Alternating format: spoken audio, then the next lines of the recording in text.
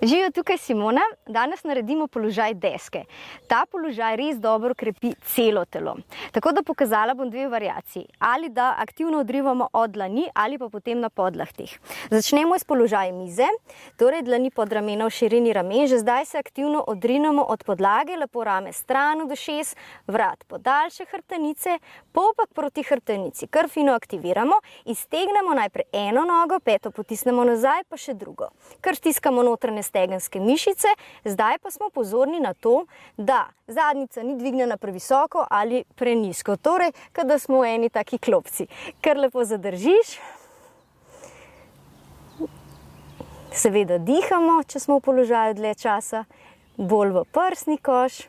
Če je kadarkoli pretežko, lahko vedno kolena damo v podlago, pa še vedno zadržimo močen center. Zdaj pa pokažem položaj, ki ga naredite takrat, če imate kakšne boleča zapestja. Torej postavimo komolce podlahti v širini ramen, pod rameni, iztegnemo eno nogo in še drugo. Torej smo v položaju deske na ta način.